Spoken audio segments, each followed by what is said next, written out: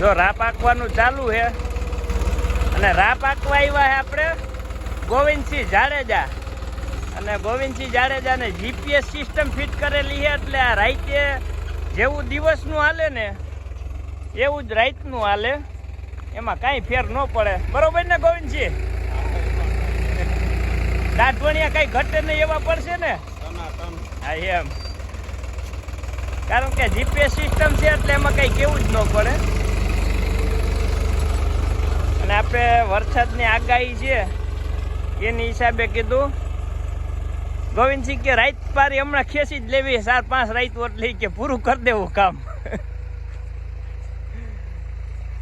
ગોવિંદસિંહ પારા બાંધી દેવાના પાછા વાહ વાય. અરે મારા 80 વીઘાના અને તમારા અને ડાઈવર આકે હે ને દેવભા, હા એના હે 20 વીઘાના તો 2 દીમાં પૂરા કરી દેવા. કારણ કે જો કદાચ વરસાદ સારો થઈ જાય તો માંડવી વાવવી તો વાવવા થાય એટલે આપણે 2 દીમાં ખેતી કમ્પ્લીટ કરી દેવી છે.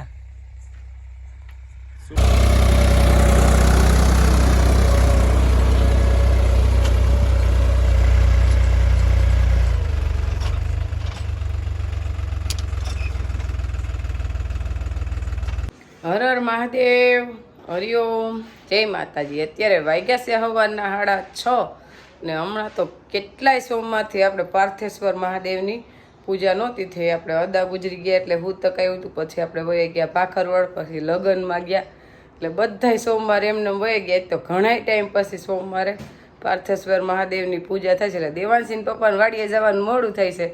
મેં કીધું તોય થોડીક વાર જાડો એ હાટું તો પૂજા કરવા હાટું તો આપણે વહેલા ઉઠી એ બાઈને ગાડી તૈયાર કરીને ઊભા છે, પણ આપણે તોય નિરાતે પૂજા કરી લીધી. તો કામ તો થયા રાખે મહાદેવ પેલા, અને મહાદેવ હશે ને તો જ કામ હશે.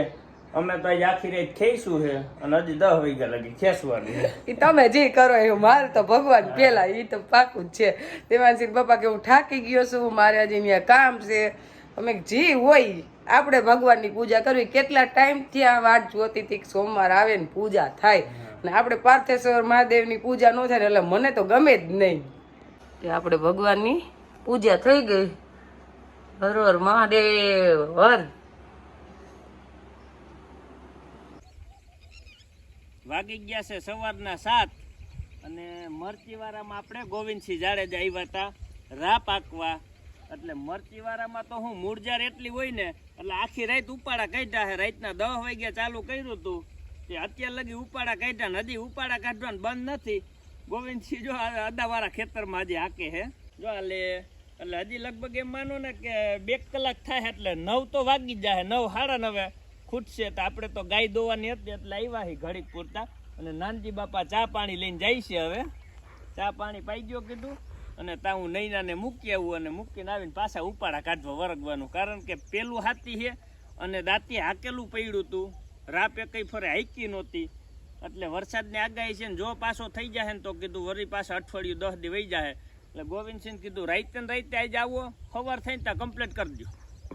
હા, નકર દેવાંશી પપ્પા નીંદર ન આવે, ખેતી બાકી છે, ખેતી બાકી. એટલે રાપ દાંતી હાલેલ હતી, રાપ હાલી ગઈ એટલે હવે ખેતી થઈ ગઈ.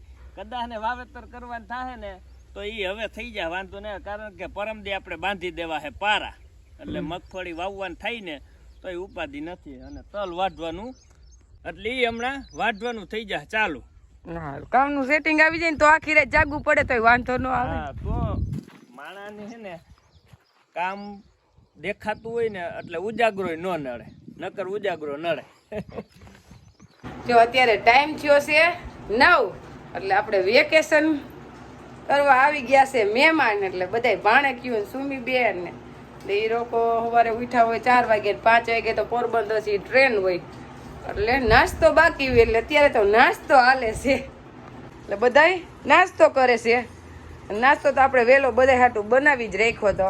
અને બાએ તો બહુ લગ્ન કર્યા, હવે લગ્ન પૂરા થયા એટલે પિયર લગ્ન હોય એટલે રોકાવાનું તો જાજુ જ હોય. અને બા તો આમ તો નિવૃત્ત રહ્યા, ને આપણે અત્યારે કંઈ કામ હતું નહીં એટલે બા 10 દિવસ અંદાજે રોકાણા એમ. તોય બા કે લેવું કાંઈ જાજાદી નથી રોકાણી, તોય ઓછા લાગે છે. કેમ બા? જો બાને એમ થાય છે, પણ બા તમે 10 દી રોકાણા ગણતરીમાં એમ આવે છે. જો કે માવતર તો ગમે એટલું રોકાય, ગમે એવડા થાય એટલે ઓછું જ લાગે. જો આપણે ભગવાન પાસે માગી કે જાજી સંપત્તિ દેજે, પણ જાજી સંપત્તિ દે તો વાંધો નહીં, પણ જાજા ખાવા વાળા દે ને તો ભેગું થાય. એટલે આપણે ભગવાનની દયા છે, ખાવા વાળા જાજા હોવા જોઈએ. નકર સંપત્તિ ગમે એટલી હોય પણ ખાવા વાળા ન હોય તો શું કરવું? હવે આપણે આખો દિવસ રાઉન્ડ પછી રાઉન્ડ ખાવાના ચાલુ જ રહે, ગમે એટલું બનાવો એટલું થોડું. એટલે હજી નાસ્તો કરી લીધો 9 વાગે, એટલે હજી 10 નથી થયા ત્યાં પાછો કેરીનો રાઉન્ડ આવી ગયો છે.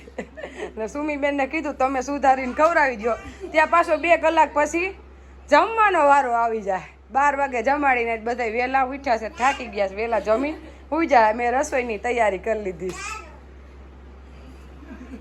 બધા બેસી ગયા જો ફરતા. આવી રીતના જ ખાવાનું બધાને કા, અને આમ જ મજા છે. ભાઈ ને અલગથી બાઈએ જો સાઈલ ઉતારી દીધી છે, હું કટકા કરી દે એટલે ચમચીથી ખાઈ લે. અને આપણે અહીંયા દેવાંશી પપ્પા તો હજી આજે નાસ્તો કરવાય નથી આવ્યા, પાછા વાડીએ વયા ગયા. એને તો બહુ કામ ઉપાડ્યું છે. આપણે ટીંડોળા સુધા લીધા ને ગુવાર બટેકાનું શાક ને ટીંડોળા મરચાનો સંભારો. એટલે રસોઈ આપણે બનાવવા માંડી અત્યારમાં જ. જો વાગી ગયા છે 3 અને આપણે કામ છે દેશી ખાતર હારવાનું, કારણ કે આપણે ખાતર લીધું છે 20 ફેરા. એટલે આ સાઈડ તો ભરવાનું સેટિંગ નહીં આવે આપણું, કારણ કે એકદમ વરસાદની આગાહી ઉપર આવે છે અને માવઠા ઉપર માવઠા. એટલે ખેડૂતના બધા કામ સેટિંગ વિખાઈ ગયા છે. એટલે આપણે રાતે રાત તો આંકી નાખી, કારણ કે રાતે 10 વાગે હાલતી કરી હતી અને સવારે 10 વાગે પૂરી થઈ 40 વીઘાની રાપ આંકી. એટલે અને બપોર પછી ખાતર હારવાનું ચાલુ કરી દીધું હતું. એટલે 15 ફેરા આપણા નખાઈ ગયા છે અને હવે 5 ફેરા બાકી છે. અને 15 ફેરા તો આપણું ઘરનું પડ્યું છે. અને હજી આપણે આમાં 10 ફેરા નાખશું માટી, એટલે આવડું આ થઈ જશે 30 ખાતર અને 15 ઓલું એટલે 45 ફેરા ખાતર આપણી પાસે સ્ટોક છે. અને ખાતર તો આપણે આ સાઈલે જ ભરી દેવું હતું, પણ આપણે માવઠું થયું અને ફરી માવઠાની આગાહી આવી. એટલે આપણે એમ કામનું સેટિંગ વિખાઈ ગયું અને લગભગ ખેડૂને કામનું સેટિંગ વિખાણું જ છે. એટલે હવે દેશી ખાતર ભરી તો વાલ લાગે, એટલે ઓણ દેશી ખાતર આપણે બંધ રાખશું. અને આમ તો કાંઈ બવાડું છે નહીં, મરચીવાળું ને મગફળીવાળું ને છે. એટલે આપણે જમીન આડાહવરી ફરી જાય, એટલે મોલ તો સારો જ થાય, વાંધો ન આવે. એટલે આવતી સાલ હાટું આપણે સ્ટોક કરી દેવો. જો આપણે ભોલાભાઈનું ટ્રેક્ટર આવી ગયું અને આ ભોલાભાઈનો ફેરો છે 6ઠ્ઠો.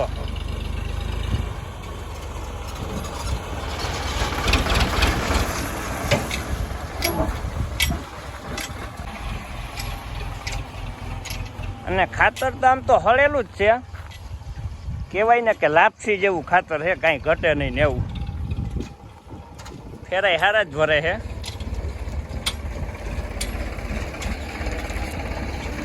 કોના જેવું ખાતર છે જો. કેટલુંક છે હવે ખાતર અહીંયા? 6-7 ફેરા હજી થઈ ગયા છે, તો પૂરા જ કરી દેવાય તમારે.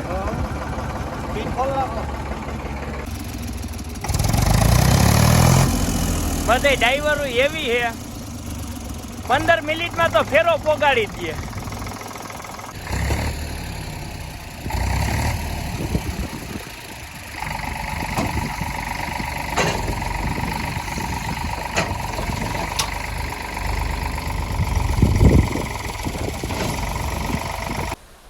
તો દેવાંશી પપ્પાને ગમે ત્યાં નીંદર આવી જાય એમ છે, નથી ગોદડાની જરૂર કે નથી ઓશિકાની જરૂર, કારણ કે જાયગા હોય ને એટલે નીંદર આવી જ જાય. પાછું બપોરે હોવાનું નથી ને.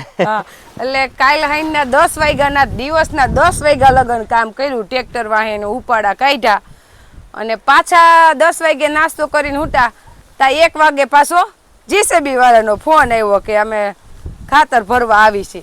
એટલે નીંદર તો થઈ જ નહીં. અરે 11 વાગ્યા ફોન આવ્યો, 11 વાગ્યામાં આવી ગયો, ગાલો અદા કે ખાઈ પીને તૈયાર રહેજો ને આવી વાત 2 વાગે. એટલે પાછી રૂમ આપણે તો રૂમ બંધ કરી દીધો, કીધું જમવાય નથી ઉઠાડવા, જે ઉઠશે તે ખાય, કારણ કે 10 વાગે નાસ્તો કર્યો હોય એટલે કઈ જમવાની જરૂર નથી.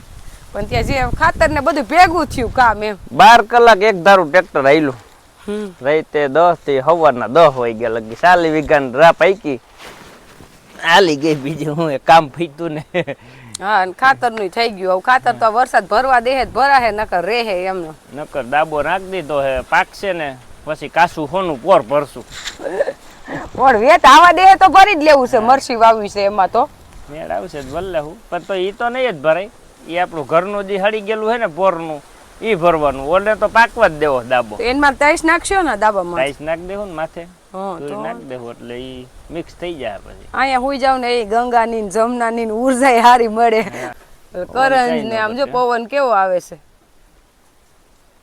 કરંજ હેઠે નીંદર સરસ આવી જાય અને સાયા અસલ થઈ ગયો કાંઈ ઘટે જ નહીં કોરાઈ ગઈ એવી હઉ. અને વાડીએ તો આમે કઈ ઘટે જ નહીં નીંદર આવી જ જાય અંદર કુલર છે પણ એમ ન થાય કે રૂમમાં હુવા જાવ એમ એ બાયણે જ નીંદર આવી જાય ઉનાળાનો ઠંડો ઠંડો પવન સરસ આવતો હોય અને અમે વાતાવરણ ઠંડુ થઈ ગયું વરસાદની આગાહી છે ને એટલે લૂ વહી ગઈ બે દીથી હા, બફારો આવી ગયો બફારો આવી ગયા અહીંથી લૂ હાવ વહી ગઈ હા હવે જે થવું હોય છે એ થાય આપણે આપણું કામ ચાલુ રાખવાનું છે હા.